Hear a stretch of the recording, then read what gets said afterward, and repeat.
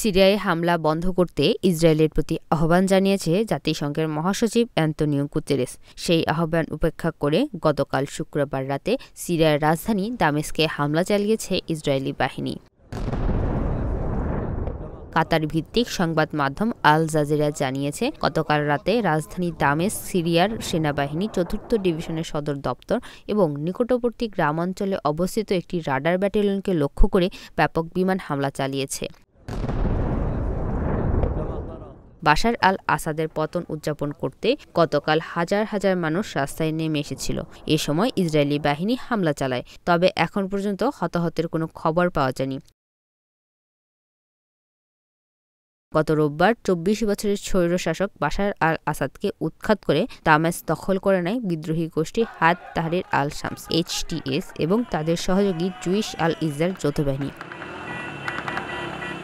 এরপরই সিরিয়ার গোলান মালভূমি সহ দক্ষিণ সিরিয়ার বিস্তীর্ণ অংশ দখল করে ইসরায়েলি বাহিনী।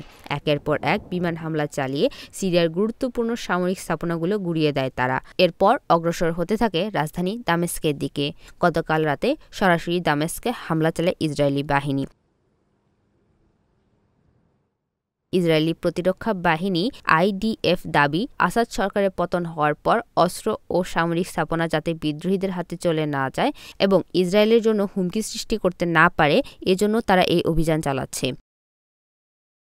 ইসরায়েলের এমন আগ্রাসনী অভিযানের নিন্দা জানিয়েছে সৌদি আরব, কাতার ও ইরাক। এরপর গতকাল শুক্রবার জাতিসংঘের মহাসচিব অ্যান্তোনিও গুতেরেস ইসরায়েলের প্রধানমন্ত্রী বেনিয়ামিন নেতানিয়াহুকে সিরিয়ার হামলা বন্ধ করতে আহ্বান জানান, কিন্তু সেই আহ্বানে কান না দিয়ে গতকাল রাতেই দামেস্কে হামলা চালাল ইসরায়েল।